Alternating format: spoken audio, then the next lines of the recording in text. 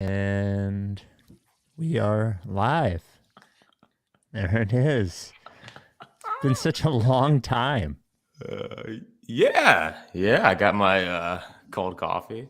Yeah, there you go. Did you go to Shamokin today? Did you get there? Yeah. Did they get the Dunkin' back there? I mean, it seemed like a staple in that town. No, I think it's back. But one of the ladies died. Edna? No, Edna's still alive, I think. It was the lady who didn't want to go to Turkey Hill, I think. Turkey Hill. Yeah. I remember we found Dunkin' Donuts. Do you remember when someone found their address or something, and that was when we stopped talking about them? Yeah, it became too much of a thing. People were going to go to Shamokin to find them.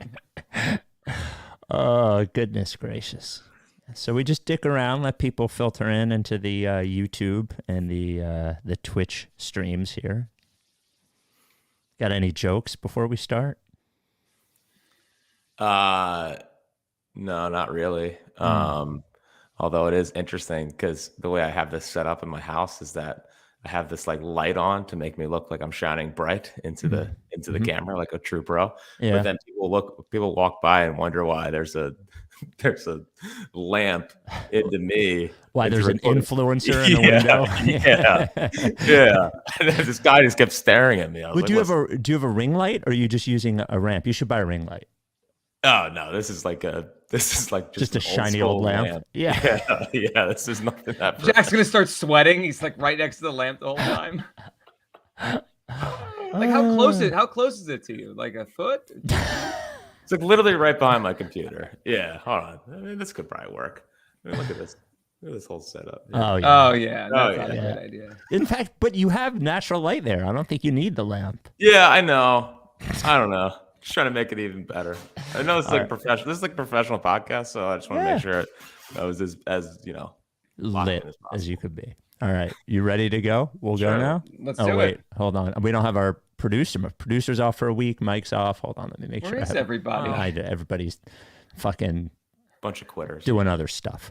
The Rights to Ricky Sanchez podcast is presented by DraftKings Sportsbook. Sign up for DraftKings Sportsbook by using promo code RTRS, and brought to you by Big Barker Therapeutic Dog Beds.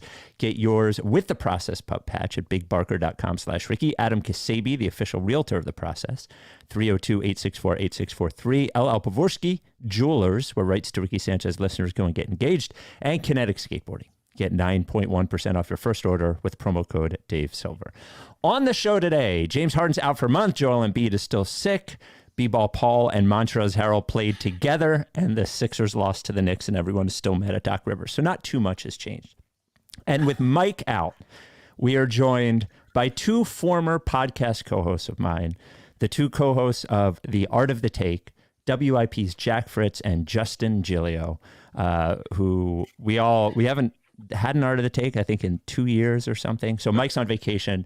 Jack and Joe will fill in. We'll talk some Sixers, some Phillies, and what has happened to Jack's Twitter feed, which has really just spiraled into a really just demented place over the last couple of years. So before we get going, I did mention Kinetic Skateboarding.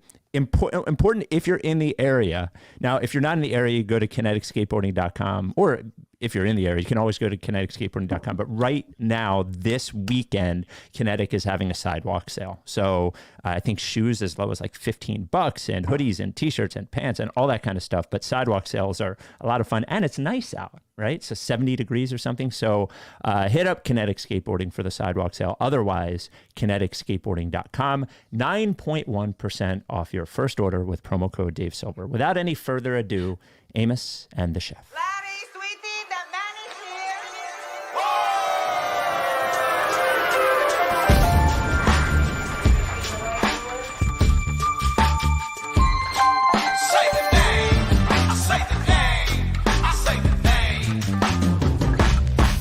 We were right, y'all.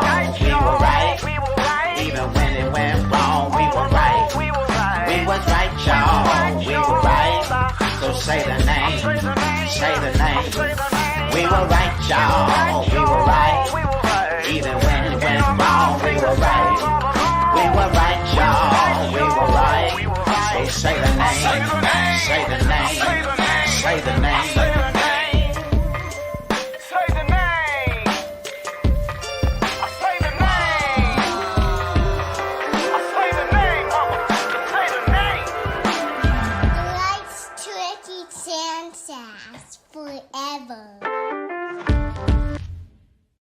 Welcome to the Rights to Ricky Sanchez podcast. I'm Spike Eskin, along with my two guest co-hosts, as Mike is on vacation, one Jack Fritz and Joe Justin Giglio of WIP and the Art of the Take pod. Welcome, friends, back together for the pod. This is your first appearance on the Ricky for both of you, right? Yeah. Well, I mean, yeah, it wasn't a pod, but I was at the live Ricky on the stage when Brett Brown showed up. Oh, right. Yes, you and Ike did. Yes. And Jack once was my on-site producer for a live Ricky, and it was honestly one of the most traumatic experiences of Jack's life, I believe.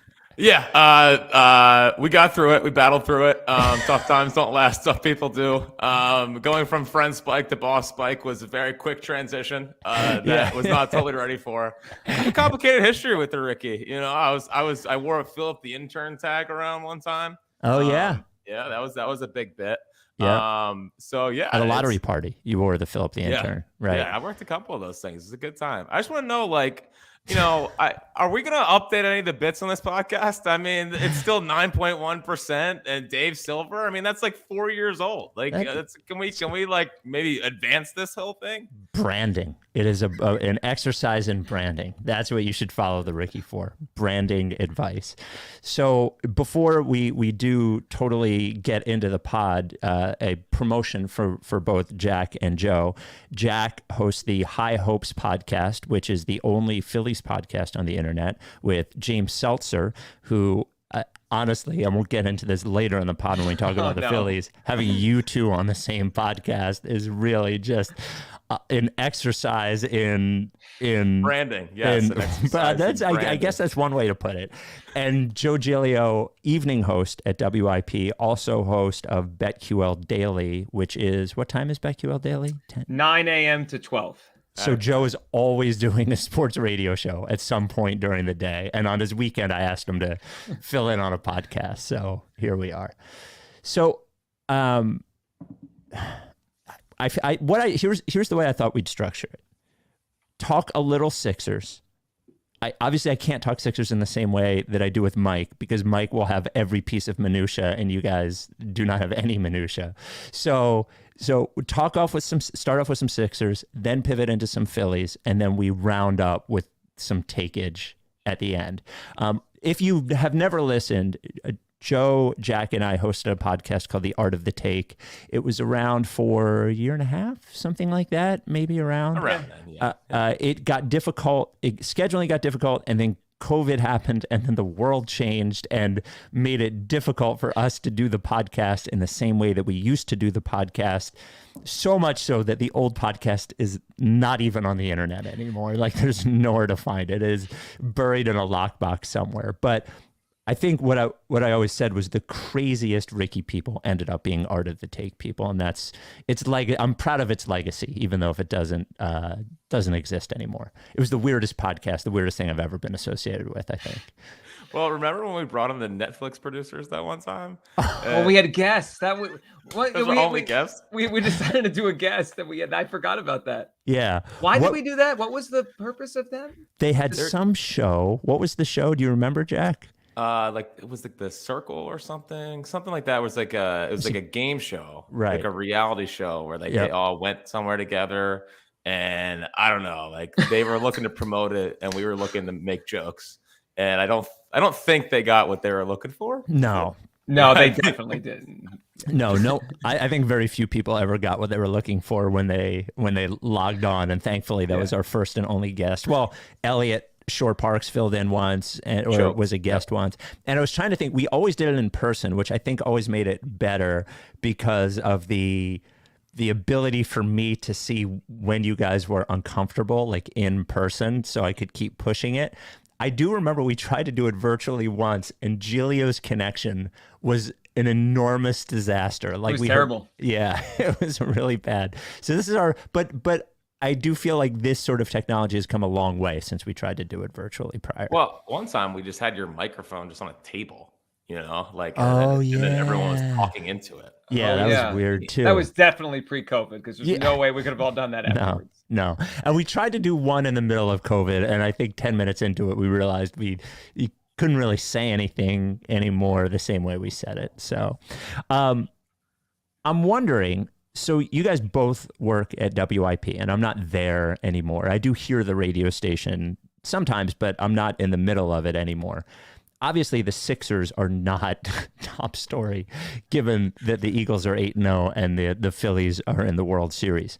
I'm curious what you think if the Phillies were not in the World Series and the Eagles were not 8-0 and the Sixers did have some sort of like WIP exposure right now, what would be the biggest, angriest story? Would it be Embiid comes to camp out of shape again, James Harden is hurt, this is never going to work, Tyrese Maxey is the best player on the team, or Doc Rivers should be fired? So for us, it's Doc Rivers should be fired. I mean, like we're even with the Phillies doing their thing, and like it's so everything's too happy, right? Like it's the Phillies are unbelievable. The Eagles are 8-0. Like the one thing we can actually still yell about is Doc Rivers and the Sixers. So we have mixed it in every once in a while of just like, this guy's a problem. This guy's got to go. And I think the worst thing that happened to Doc Rivers is that Joe Girardi got fired and Rob Thompson took the Phillies to the Super Bowl or to the World Series. Yeah.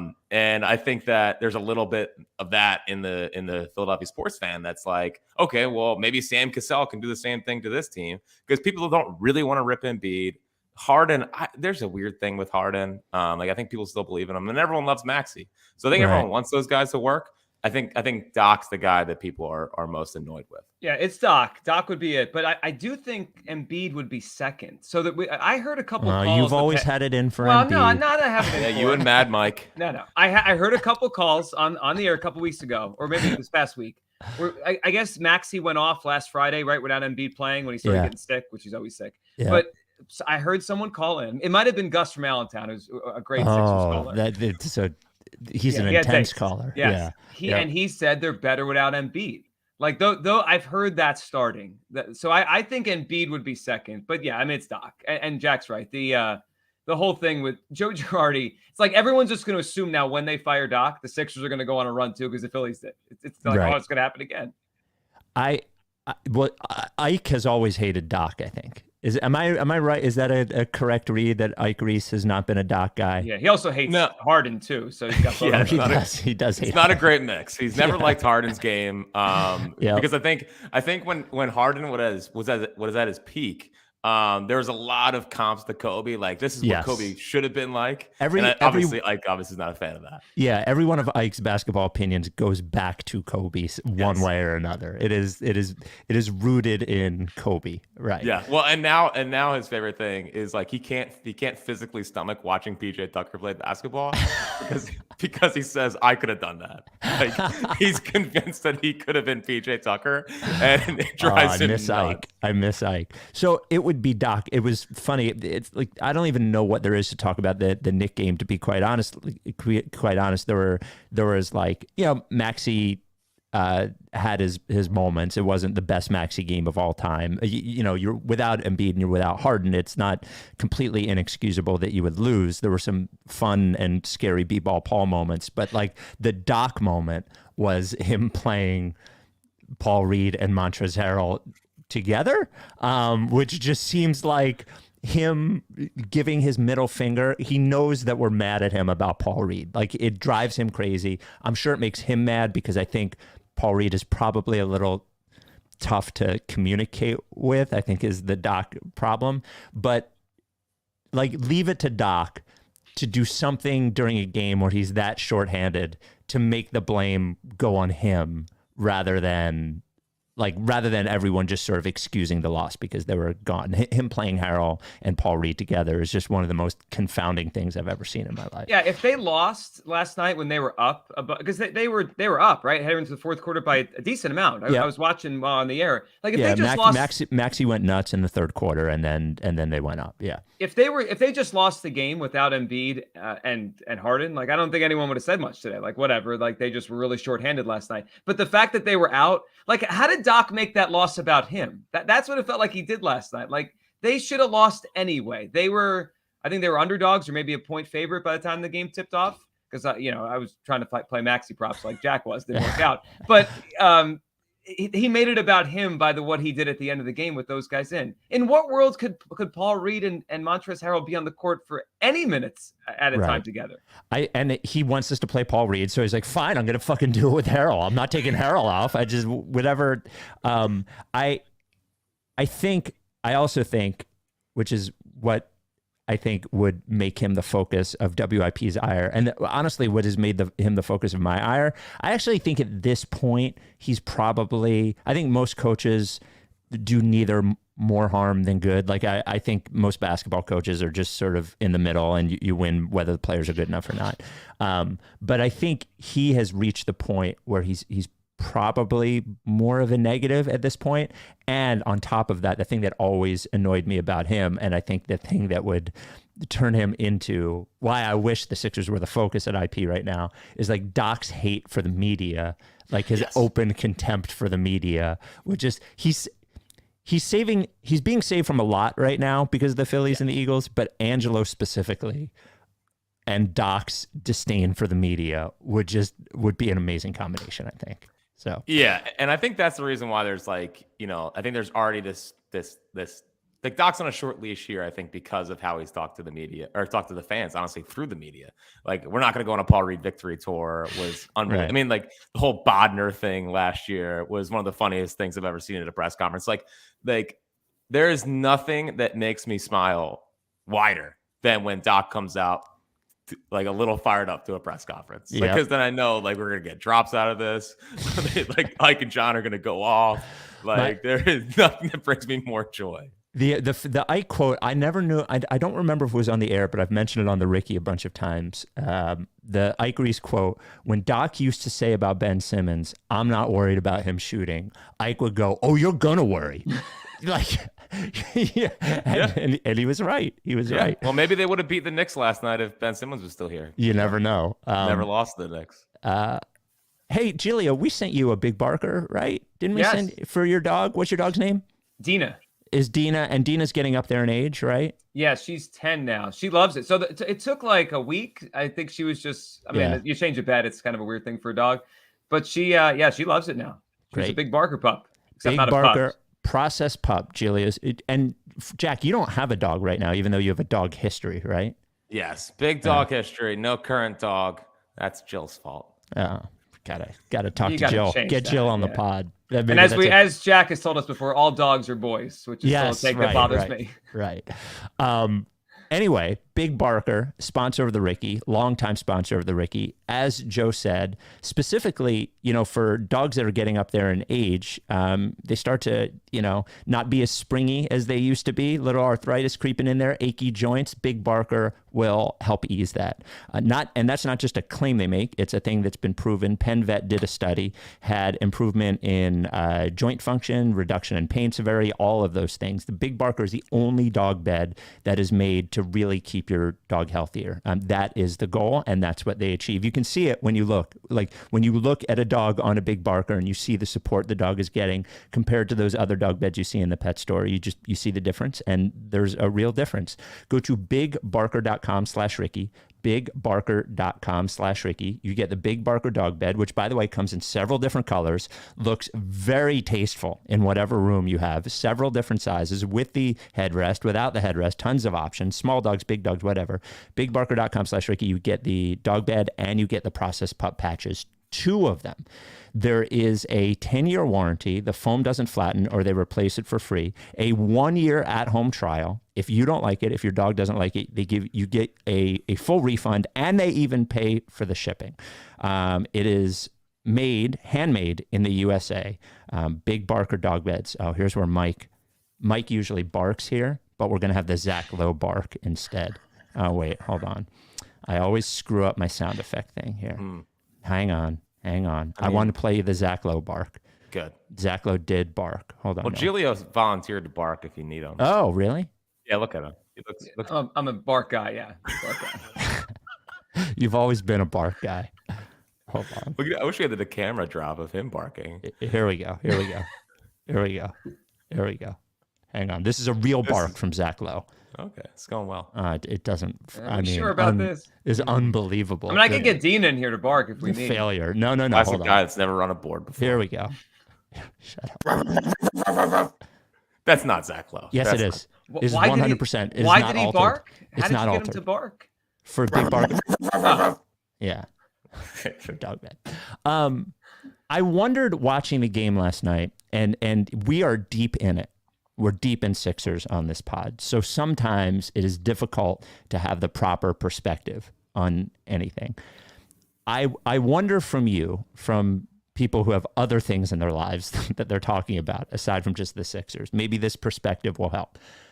I wondered while watching the game, which I said last night, but I watched it this morning, while watching the game this morning, have we transitioned, has this organization and team transitioned into a team that is like definitely not going to win a title, and we just haven't accepted it yet? Like, it obviously the chances are slimmer. Everyone would say, or a lot of people would say that they're slimmer now, at least over the long run, than they were 3 years ago, than we would have guessed, even though I think some people might argue that right now is their best chance. Do you think that we have transitioned into that without noticing, or do you think there is still a potential for at some point something happening that has them sort of complete all this? Yeah, I think we've transitioned there. Unless Maxey is special, like not just really good, but he's special. I'm not sure he's special. I mean, he's obviously a good player and he's gotten better. But I don't know how they go from where they've been the last couple of years to win a title. Like Joel is great, but it hasn't happened in the playoffs. And like how much better? He's not getting any better. Would you trade Maxey for Durant? Yes. Joe or Jack? I don't think so. Yeah, I wouldn't either. I think I'd rather have Maxey. I know. I mean, unless Durant's amazing, but like, I don't care anymore. Like I learned with Jalen Hurts that I like rooting for guys that I like. And I don't care if it brings us a title. I'd rather have Maxey here. So, but does that mean we've transitioned to not winning a title? Are we there? Well, I don't think we're totally there yet. I just think the general view on the Sixers right now is like it's almost Eagles-ish from like the early 2000s, where it's just wake me up when you win something in the postseason. You know, because the regular season just doesn't matter anymore. Like the NBA right now in the regular season is just absolutely dreadful. Like no one's playing, and I think that I think Harden looks better this year. I think that they got to figure out how to work him and Maxey together, because when Harden was playing really well, I thought Maxey wasn't doing anything. Like the beginning of the year, they just looked like they're all playing individual basketball. And like Joel is trying to make up for not getting the ball as much because Harden has the ball. Like they got to figure all that out. But I think there's still a shot. But I just don't know if they will have that special feel to them. Like I don't know how it all comes together and they go on one of those like magical runs. That's the one thing that I can't see like the team chemistry happening in that way. Well, Mike says a lot, and some of our listeners say what you said is like, well, the regular season doesn't mean anything, but it's rare that an NBA team does like what the Phillies are doing, right, that they just sort of like plod along during the regular season and might be good and might not be good. And then all of a sudden, as the playoffs come, end up putting together a run. I mean, you could go back through the history of the NBA, and I think the only time that you could argue that happened was the LeBron Cavs team that ended up beating the Warriors, but they had LeBron at his like the peak at the time. So when people say that the regular season doesn't matter, I just sort of don't buy it. I do agree that just because they're good during the regular season doesn't mean that they're not going to be good during the playoffs. Or doesn't mean that they're assured to be good during the playoffs, but it's very hard to find a team that wasn't really good in the regular season go and win the title, and that's the worry that I have. And the Harden thing, that was the last Sixers thing, is that like I feel like I'm stuck in that when I watch Harden, he does not look like he did against Miami. That's for sure.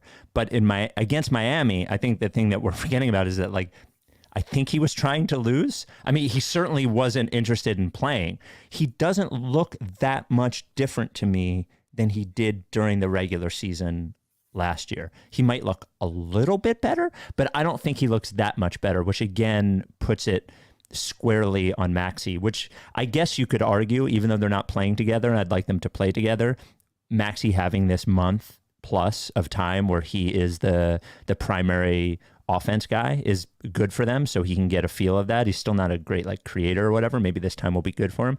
But I still think that the frightening part of it is that it relies mostly on Maxey at this point. And he's still young. I mean, he's still really young for him to be the guy there. And I agree with Jack said. He just was passive when they all were playing together. Yeah. Like, he had a game, I think he had 9 points. It was like, he just wasn't there. I mean, he's got to be more assertive because I don't want James Harden shooting the ball 30 times. Like, that happened a couple times earlier this year and they lost. I mean, that's not a winning formula. Well, especially because so many of his shots at this point, he has certainly credit to him in that he's evolved this game because he can't really get to the rim anymore. But what that does is it means that so many of his shots are jumpers, and like that's, I don't know, is nerve-wracking. I do love when he knocks someone down or like they fall down and then he he acts like he shook them or something after he pushes them over. Yeah. And then he gets like him doing that and then doing the shimmy and then airballing. I was like, this is not a good scene, man. Well, this is not going well. The Marcus Smart one was good because it was a double of Harden pushing him a little bit, Marcus Smart flopping unbelievably, and then Harden acting like he shook him or something. Yeah. That was a great and then one. airballing it and then like hitting the side of the rim. I mean, it's insane. So yeah, I mean, like Harden, like the only way this is going to work is if Max can figure out how to play with Harden, and Harden can't just be like high. Like, at the beginning of the season, I felt like he was trying to be Houston Harden with like a high usage rate. Like, I'm the guy on this team, but at the same time, like Embiid looked off because he wasn't being able to do Embiid things, and Maxey hasn't been able to do Maxey things. So like the injury, like they'll probably go on a run here because Maxey and Embiid like know how to play together, but it's not ultimately going to help the Sixers. Like they got to figure out how to play together. Yeah. All right.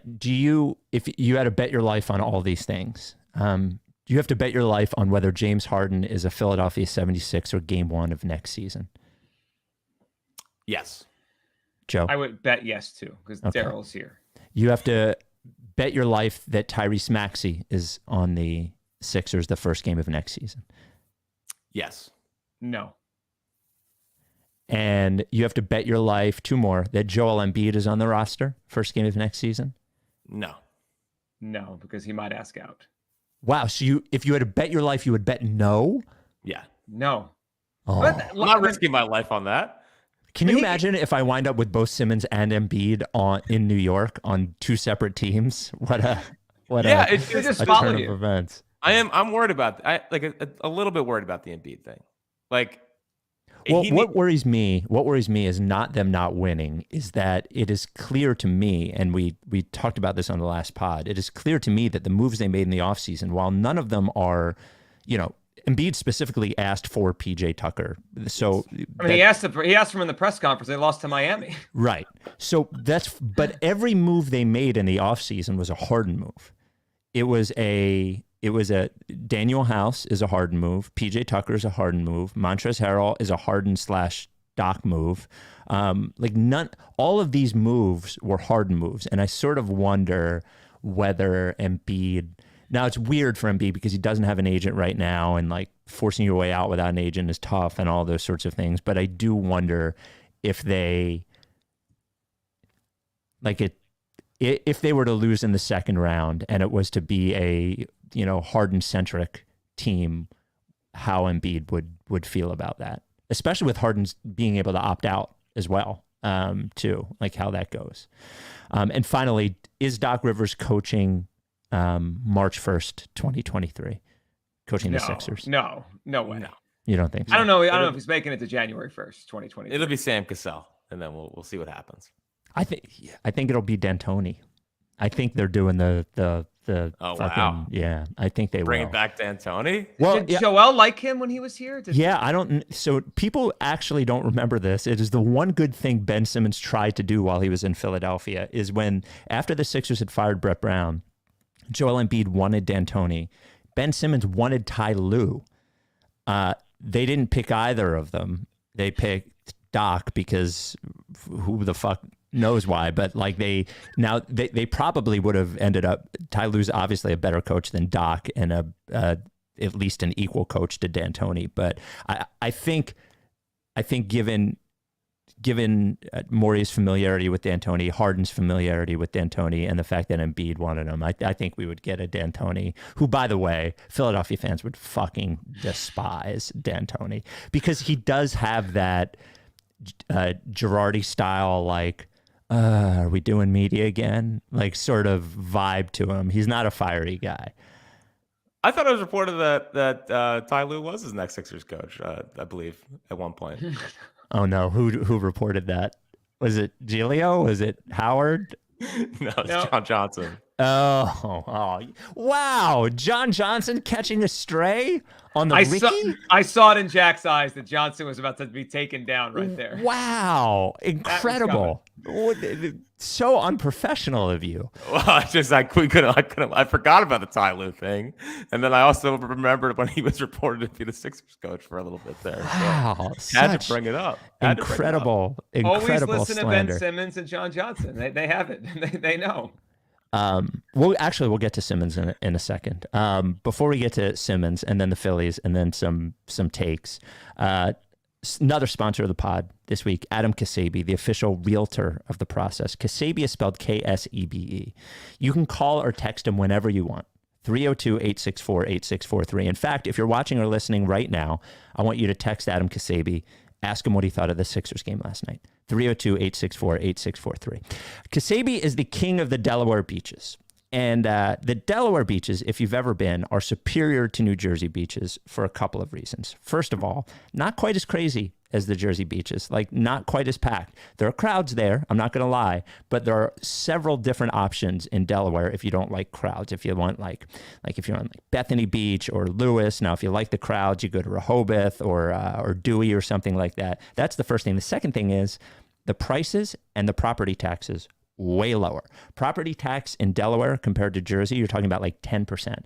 So if you're thinking about getting a shore home, you want to go Delaware. If you're going Delaware, you're going Kasebe. No one has Delaware on lock like Kasebe does. Actually, if you're looking for Ocean City, Maryland, they can do that as well. They've got Delaware, Maryland locked up, him and his team at Long and Foster out of Bethany Beach. And I've said before, I'll say again, even if you're not in one of those two states, you need a realtor to buy or sell a home.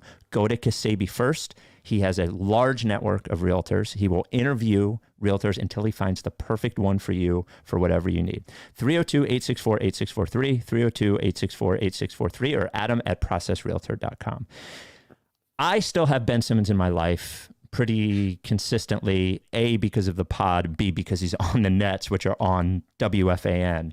Do you ever talk about Ben? Like, is Ben still a conversation point in Philadelphia? Well, like when he had that air ball, like when silly stuff happens. But it doesn't feel like anyone's locked into the game to game stuff. Or when Kyrie yelled at him a week ago or two ago, shoot the ball. Those kind of things come up. Yeah. Yeah, he's still like the kind of the joke, right? Like people still like make the Ben Simmons joke, but no, like, I think at least can you believe all the Sixers fights we had over the years? I know. Like the Ben Simmons fight was constant. Obviously the process fight. There were so many great fights about the Sixers. The Okafor debate. Rolls out of bed, gets 20 and 10. Like there was nothing like it. But the Ben thing, I just think, I don't know. I still think the people still get hung up about it. It's like, what are you so mad about? Like, he's not here anymore. Oh, I love being mad about him. I love it. I will never. Now I know. I was always a McNabb guy. And I think I graduated Syracuse the same time as him. So I was always a McNabb fan. I always made excuses for McNabb. McNabb was a great quarterback, the best quarterback in the history of the franchise, at least greatest, most accomplished in that way. But I did not see his flaws. I couldn't understand why everyone held a grudge for so long. And I feel like Ben Simmons is my McNabb, is that like, I never liked him. I was right about him. Nobody cares that I was right about him. And I want him to continue to fail so I can continue to be right. And that's sort of like where I sit. Like, I can't let go. We talked about on Art of the Take that nobody cares if you're right. Like, it doesn't matter. Don't be afraid of being wrong. But like, I am obsessed with the fact that I was right about Ben Simmons and I don't get any credit. Maybe we should all allow ourselves one thing that we have to be right about. When people like they work out and they have cheat days. Yeah. Like Ben Simmons could be the cheat day for takes. Like none of the other ones matter, but you need that one. I need Ben Simmons. Well, I mean, I don't think you should be worried you're not going to be right about him. I saw the Woj thing yesterday. Like, yeah, in Brooklyn, they're like, he's not ready to help win. I'm like, of course he's not. Is anyone surprised by this?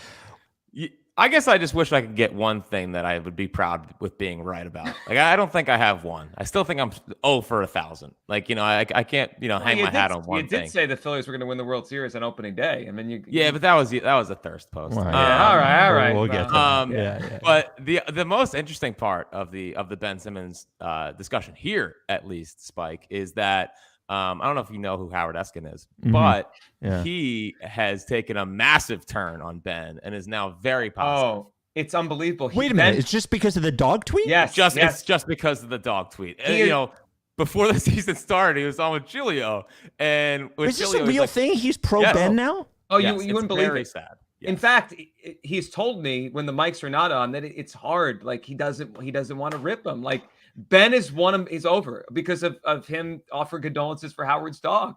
Because I think I brought up to him. Did you see that Ben Simmons air ball? And he's like, yeah, I know. I'm not going to say anything. No. Yeah. Like and before the season started, he was like, I think he's going to play well up in Brooklyn. And I think he's going to be He good. told me the Nets would be better than the Sixers. And I was like, Howard, but like they're unreliable. None of those guys actually are like, they're all flaky. And he's like, yeah, I think it could work. I'm like, it's because of the dog. Wow. So I won't reveal who, not Daryl Morey.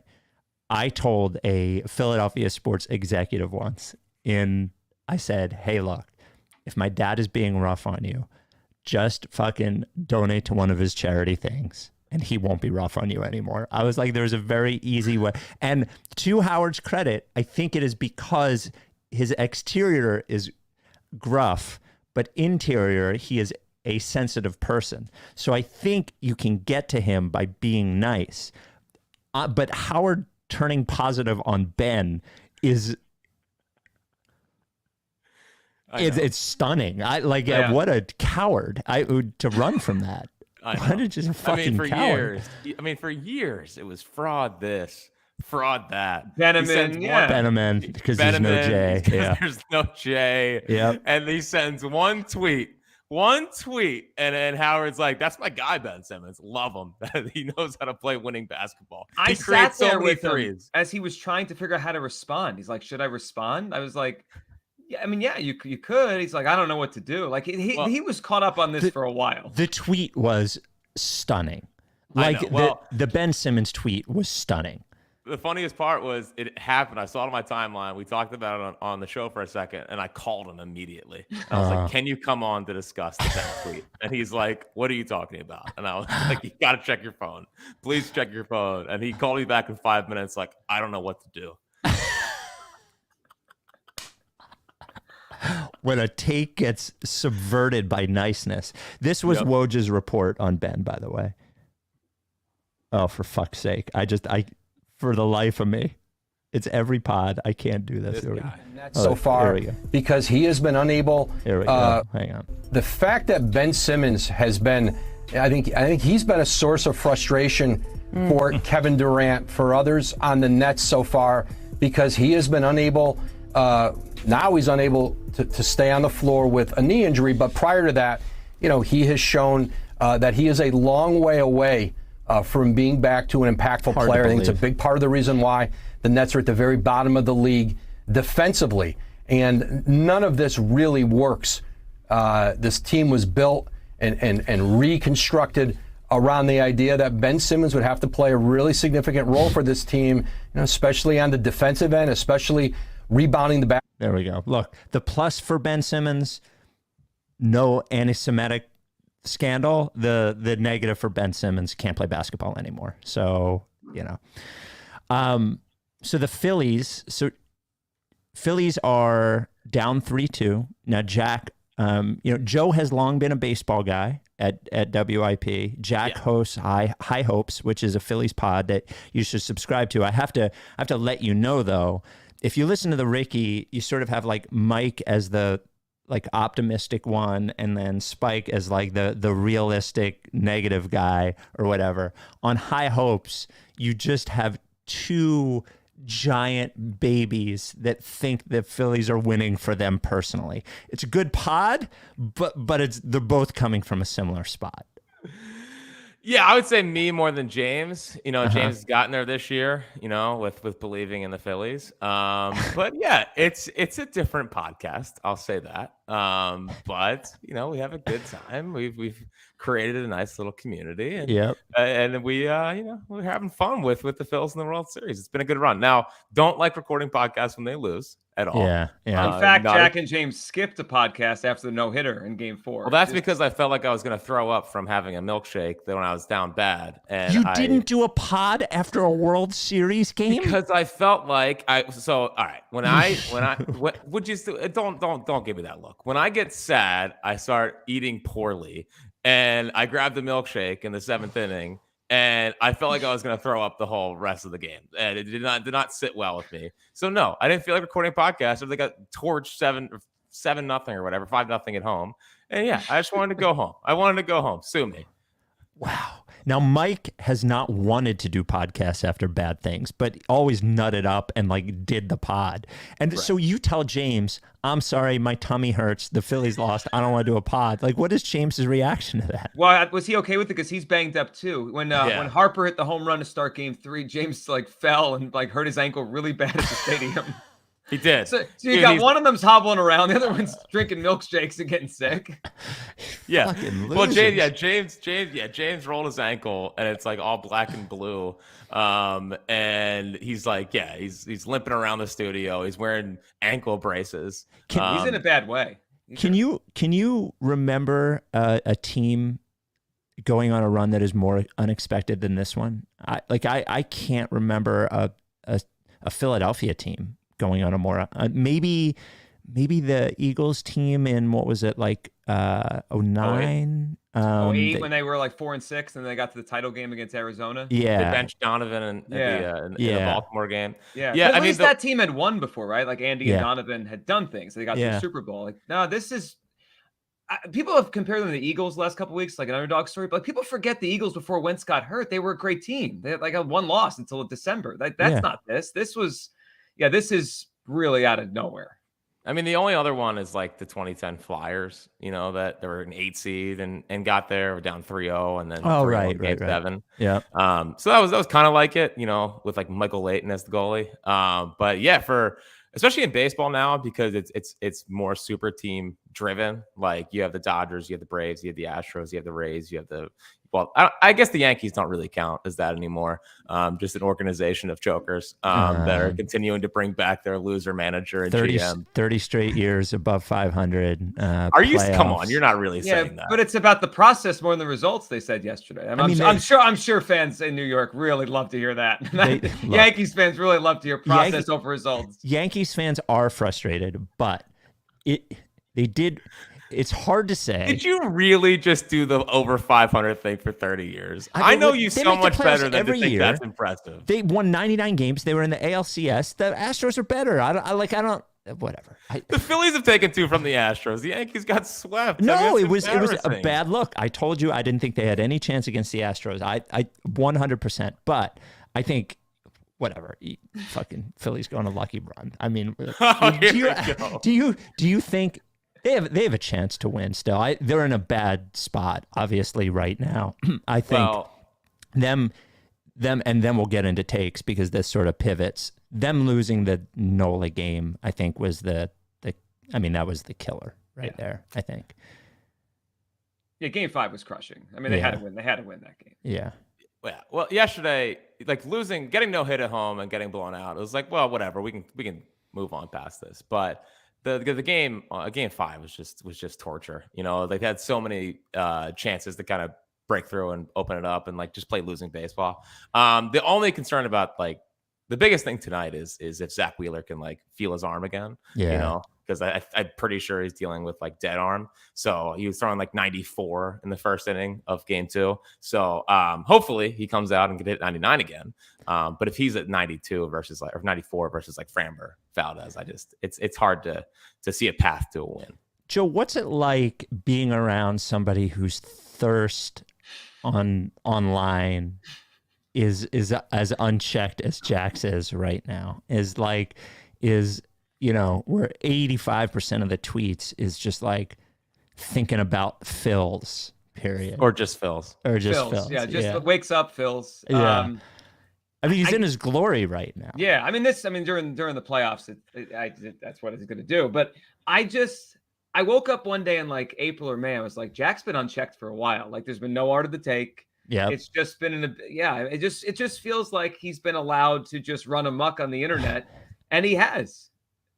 That's what happens. Jack, Yeah, what do you have to say for yourself? I mean, I think it's gotten pretty ugly out there. Well, I think here's the problem that you guys have with it, and I can just sense this coming from both of you. Do not let the Phils win Game 6. I said that. Don't let them win Game 6. My Twitter feed, I've realized recently, is more like a live blog of my life. You know, it's not. I'm just out here live blogging what's going on, what I'm thinking about, how I feel, right? And like it's just so everyone knows what I'm thinking about, you know, and it makes me happy, you know. Part of life is being happy. Phil's make me happy, and I'm just letting everyone know about it. You know how that is. Yep. God, you're just fucking. You are disgraceful. I do not miss Judge McThirsty. They don't miss him at all, you know, just commenting and giving me the stupid gif with the guy drinking water. Oh, it's the worst. Especially like whenever I get a spike, like reply or like, I just think that this is a nightmare. Yeah. There's nothing that causes me more physical or mental pain than a spike reply. It's awful. I try not to do it too much. I'll do it to Elliot every once in a while, but I try to leave you out of it. Good. Appreciate you. Yeah. So do you think, I mean, I won't make a prediction. At least it would be nice if they got it to a Game 7. It would be fun if they got it to a Game 7, right? Yeah. It really it comes down to Wheeler. I'm very nervous about Zach Wheeler, but if he comes down and shoves, like whatever, we might have a shot. Yeah, it didn't make me feel great yesterday when they said, "How do you feel?" and he said, "We'll see." We'll see. That's not great. So, Phillies takes. So, a lot of us doing the pod, like the hardest. So what the podcast was about takes and like why certain takes work. You know, we shamed people for being thirsty, yada, yada, yada. I could never really be public about my Phillies or Eagles takes because of like our partnership with the team. One that was hidden for years was like, I always thought Carson Wentz sucked. It drove me crazy. It made Ike mad at me. It was a huge, just enormous victory for me, at least privately, when those things happen. But some of my Phillies ones have not been public. They're not looking great, honestly. So I think one of my Phillies takes is that Bryce Harper was a loser. And like that he was a good player, but the team would not win as long as he was there. And for a minute this season, when he came back and they sort of fell apart, I felt like that my Bryce take was going to be correct. And then he's gone on this run. Were you more surprised or excited by how he's played in the playoffs? Surprised. Honestly. I was surprised because he looked bad in September. Like he broke his thumb, right? Then he came back and he didn't do anything for the month of September. He stunk. So I just thought, I don't know if he was off or his thumb was still weird or not strong in his hand anymore. I was shocked. I did not see it coming, Jack, that he would hit this well in the postseason. Then he just got on this heater for 3 weeks. Yeah, and the thing with Bryce is that, you know, it's not very often that superstars just kind of go off in the playoffs. Like he already has one of the 5 highest, I think, OPSs in playoff history, which is insane. The other thing is like the Bryce and Embiid like discussion was there. Like, are these guys good enough to be best players on a championship team? You know, whatever. Like, and they were always kind of aligned because neither team, the Phillies hadn't made the playoffs, and Embiid hadn't gotten out of the second round. Now, I think Bryce doing this actually puts more pressure on Joel Embiid now. You know, like you've been the best player in town. Bryce has now elevated himself to superstar. You know, he's got this team in the World Series when they were 87 wins or whatever. Embiid's been on 1 seeds and hasn't gotten to the out of the second round or Eastern Conference Finals. Like Harper has put himself ahead of Embiid in the Philly fan pecking order. For sure. And I'm really interested to see how Embiid kind of responds and if he can elevate his game to another level. I'm stunned by the Harper thing. Like honestly stunned. I still do not like the pandering. But it's impossible to argue. Now, there is one other Phillies take, and then I want to bring up an older Giglio take that was famous on the pod and has really come to roost and has made me miss the pod a little bit. Before we get to the Phillies one, final sponsor of the pod, LL Pavorsky Jewelers. LL has now sold more than 300 engagement rings to Rights to Ricky Sanchez listeners. More than 300. You want the kind of jeweler who is not only going to treat you the right way, sell you great jewelry, and be a pillar of the community, but one who is going to beg me for Rights to Ricky Sanchez t-shirts so he can give them away to his customers. And you have all three of those things in LL Pavorsky, the first sponsor of the pod. And I joke about LL, but LL is genuinely a good person who treats you the right way. Buying jewelry, it's expensive. You sort of have to rely on the person that you're buying it from, that it's good. You don't know what you're looking at.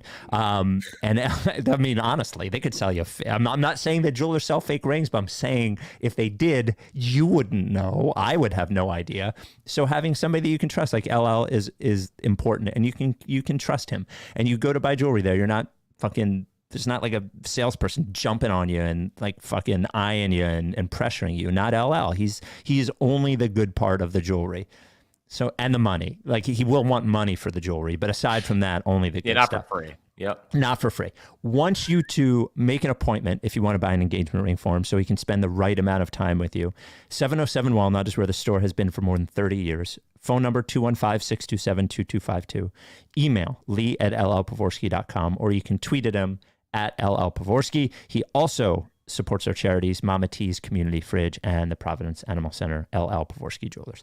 So my other Phillies take was Nola. I was always a Wheeler is the ace, Nola is not the ace, but like leaned in pretty hard on Nola. Nola, and this is why takes are great, because Nola seemed like he proved me wrong, right? Mm-hmm. In the clincher and then the first two games of the playoffs. But then if you don't publicly admit defeat, you just stick around a little bit longer. Nola's last three games were very Nola-like, all of them. The 4 1/3, 5 runs sort of performance. And it looks like, look, if they win the World Series, maybe he throws an inning in Game 7 or something. If they win the World Series, I think this goes away. If it doesn't, I think it's back to square one for, is Nola a crunch guy? As we've learned on the Art of the Take, every take is right. You just have to give it time to kind of circle back around. But at some moment, every take becomes right. You're right. It came back. He was amazing in those games, and then he stunk here down the stretch. So yeah, don't declare defeat with Aaron Nola. Yeah, you got it. Speaking of takes that have come around and become right, do you remember, Spike? Do you remember Ike's Geno Smith take from way back in the day? Oh yes, so Ike actually, I won't mention who it was, but I actually texted Ike about this 2 weeks ago, and neither of you, I don't think were here for it yet. Ike got into a physical altercation. Nobody was punched, but there was physicality. There was a legitimate physical altercation with another member of the WIP air staff off air about whether Geno Smith was going to be good or not. Yeah, well, now he was the MVP of the league for a little bit there. Yeah, I mean, listen, every take is right. Yeah, Ike's been in his glory 9 years later. The Geno Smith take. Yeah, I could see Joe being stunned that happened, but it happened backstage at WIP. The worst thing for Ike would this to come full circle, and the Seahawks come to Philadelphia and beat the Eagles in the playoffs with Geno Smith. Oh my God. Yeah, I mean, that would be a big one for Ike. And the other, and then I want to get to a Giglio take. The other take I remember, Ike always looks for the bright. Ike is reliable on the Eagles, but always looks for the bright side. It's hard for him to be like predictively negative. I'll never forget. They had hired Sirianni, and Sirianni had 2 press conferences already, and they were fucking disasters. Like they couldn't have been worse. And I remember listening to the show while shoveling my sidewalk at home. And you guys were talking about Sirianni, and Ike goes, "Oh, I got to stop everything for a second here. This ain't going to work, man. This ain't going to work. We all know this ain't going to work." He was like, he seems like a nice guy. There's no way this is going to work, man. And here it fucking is. Like the Eagles undefeated, and Sirianni, at least like co-favorite to win Coach of the Year this year. Well, and the Colts have been a disaster since he left. Yeah. So Some are saying that Sirianni was the glue that held that whole thing together out in Indianapolis. Sirianni, the new Reich, somehow, like the one that was holding it together. Yeah. So one of Joe's takes that happened very early in Art of the Take that you wouldn't expect Joe, who is a Philadelphia sports talk host, to become a point of conversation in Alabama, but he did become one. And I believe you did a couple of radio hits because of this take. An interview with the Alabama website, al.com. Yeah, it was a big deal in Alabama, this take. Joe's tweet, Tua Tagovailoa is overrated. Tim Tebow with a slightly better arm and nothing more than a product of the talent around him at Alabama. Now, Tua Tagovailoa is currently the highest rated quarterback in the NFL. Joe, do you want to take back your Tua take? I do not want to take back my Tua take. I just got to wait for this thing to circle back around. He's nothing more than the product that he has in Miami now. He's got Tyreek Hill. That guy's an alien. He just throws the ball up in the air, and Tyreek Hill just waits for it to come down, catches it, and runs for touchdowns. I'm not done with this yet. Yeah, but Tua can throw an accurate football. I mean, Tebow couldn't throw. Yeah. Slightly better Tim Tebow. Yeah, I mean, it fits in with the take. It fits in with the take. Who is the... Who do you think the best athlete for takes in America is right now? He's moved past LeBron. He's just boring. It's just sad what's going on out there. I mean, it's weird. Ben's. I would say Rodgers.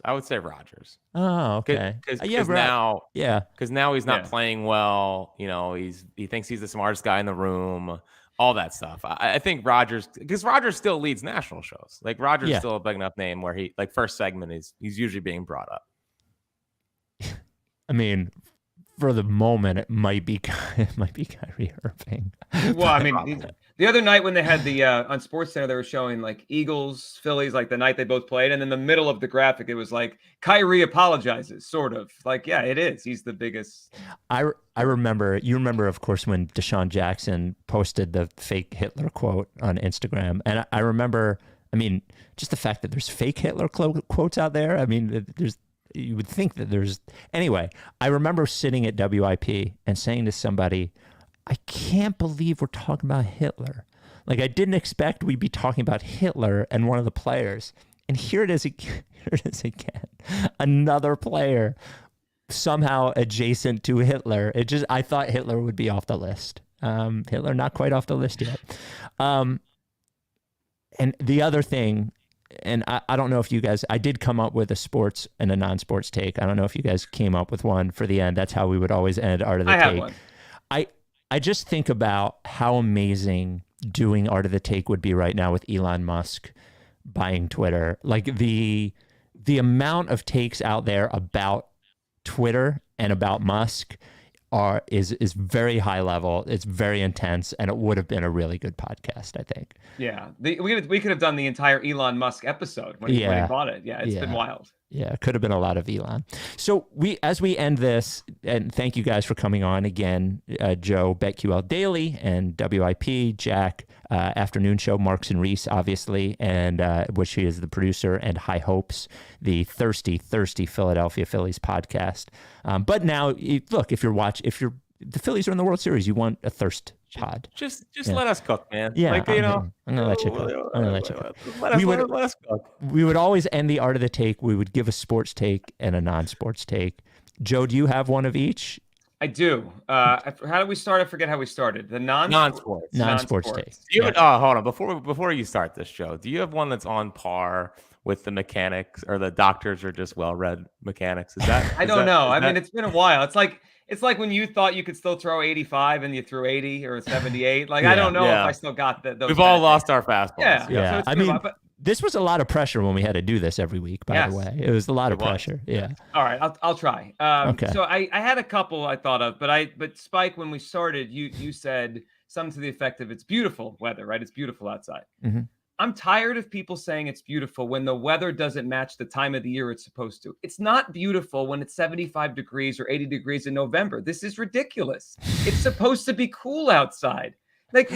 Would you say it's beautiful outside if it was 75 degrees in the middle of January? No, it's weird. It shouldn't be this warm. Well, Beautiful should is match this a climate the time. take from Giglio? It's kind of a climate take. It just has to match. It's almost like, imagine if so what would you constitute as beautiful weather today? Today should be like upper 50s, low 60s. Like that's beautiful for early November in this area, right? Like if you're in a warm climate, that's different. It's just too warm. Like it shouldn't be 77 degrees today. It's ridiculous. It's almost like I can't believe you're sneaking in your climate virtue signaling. I'll compare it to this. Imagine if someone likes dressed up nice, right? There's different kinds of dress up. You go out to dinner, you wear something. Like if Jack wore a tuxedo today, you wouldn't say, Jack, you look really nice. You'd say, Jack, you look ridiculous. Why are you wearing that? The weather's ridiculous. Show up and look good on the podcast. No, I wanted to sit here and think I looked good. The weather needs to match the time and the place. To be beautiful. Yes. Okay. And Giglio, your sports take? My sports take is that Howie Roseman is going to the Hall of Fame. Oh, this is old. This is old. No, we've been on. This is 3 months. This is 3 weeks old. No, no one here has heard this. This is brand new here. This has been an off-air take that I think you already did a show on. No, I'm pretty sure you did a show. No, I never did that. No, I'm revving it up. It might be this week. All right. Okay. All right. So I don't have a non-sports take, but I have two things that are podcast related. One, Jill and I, we are having a kid, and it's going to be a boy. Thirsty. And relax. Yeah. Okay. But I'll never forget. I'll never forget on the pod when we talked about is naming your kid after yourself a take. It's just, we're not naming it Jack Jr., by the way. But I tried to do this on the air once. No one else got it. Like no one else laughed. They were both like, "What are you talking about?" Oh, they didn't understand that. Yeah. Well, to me, one of Jack's thirstiest moments was tweeting out that he was having a kid while Marks and Reese was on the air, like while he was working. While he announced it on the air, which I got that right. He's going to announce it on the air on the show. Right. Did you tweet it first or say it first? No. So what I did, because I'm a professional and I look to maximize content, is I did a top 5 on it, and at the end I released that I was having a kid, and then I posted the tweet and then put it on Instagram. And do you have a sports take or my sports take is that if the Eagles have a chance to go 17-0, they should absolutely do it and not pull any starters down the stretch to be healthy. 17-0 is more important than winning the Super Bowl this year. That is way cooler and a way better accomplishment than winning the Super Bowl. Well, I mean, a team wins the Super Bowl every year. There's only been one undefeated team. Yep. Way more rare to go undefeated. Yes. So, and we've privately, Spike, we've had discussions on how to talk about an undefeated Eagles team. That's jinxing it. Here you go. That's a turn that we have to make. Well, because they're boring. And they just win every week. We need something. Yeah, they are very boring. Yep. So my non-sports take, like there's a lot of messaging out there. Make sure you vote. Make sure you vote. It's your social responsibility to vote. Vote. All those people are lying. They don't specifically want you to vote. They want you to vote for the same people that they want you to vote for. My message is do not vote. You shouldn't vote. If you lived in a town and there were 2 restaurants and they were both shitty and you continued to go to the restaurants, there was no one that was ever going to be a better restaurant. The only way that you can show that you disapprove is by not voting. Do not vote. It is your social responsibility not to vote. That is my non-sports take. The most American podcast there is now here. Do not vote. Do not vote. It is yours. They say it's your responsibility to vote. That's not really what they think. If you went up to them and said, I see that you say it's my responsibility to vote, but I'm actually voting for the candidate that you do not like, they would not want you to vote. So I don't want anyone to vote. And then my sports take is no quarterback is worth quarterback money. No quarterback. Maybe only Patrick Mahomes. Every team that pays their quarterback ends up getting worse after they pay their quarterback. If not immediately, then eventually. The quarterback value has become outsized. And if you look over the last 10 or 15 years, like there are a lot of instances when teams end up going to the Super Bowl or winning the Super Bowl with a quarterback that they haven't paid yet, that is because the value of the cost of the quarterback is outsized to the value. And most quarterbacks, almost every one of them, are not as good as that value indicates. So preemptive, don't pay Hurts take. I hear it. I mean, I get it. I just don't know what you want. Do you want teams to just draft quarterbacks over and over again and see if it works out? I mean, eventually a team's going to do it. Yeah, I actually would. I would draft 4 quarterbacks every year and then just see if any of them are good. I mean, part of that is sports radio brain. It's part of that sports radio brain. Well, and the other thing that has happened with quarterbacks is, you got to pay him. He's on the last year of his deal. Don't pay him. He has a contract. Like I think teams will actually stop paying quarterbacks early because they'll be able to get another year out of them at a lower cost and realize that they're not going to pay them anyway. So they might, like, what's a quarterback going to do? Not play? I truly believe that's going to happen. And it more times than not, paying a quarterback doesn't work out. As we saw with that bum Wentz in the Eagles 5 years ago. Yeah, exactly. Didn't work out. I mean, it sounds like someone that is watching Zach Wilson and Daniel Jones every week. Just draft more quarterbacks. Get that Continue Wilson to guy draft out. him. Yeah, well, it's got to be a volume thing. That's what Hinkie always said. He was like, drafting is an unsure science. You're going to be wrong as much as you're going to be right. You got to do it a lot. Keep drafting quarterbacks. I figured out my non-sports take. Okay. Student loans are bad. Shout out Elliot. All right. Thank you guys for coming on. Appreciate you. Miss Art of the Take like everyone else does. Waiting for someone to clip my do not vote take and cancel me. So Well, it's nice knowing you. Yeah, it's nice knowing you guys too. All right. Thank you guys. Good. Go Phils. Thank you. Go Phils.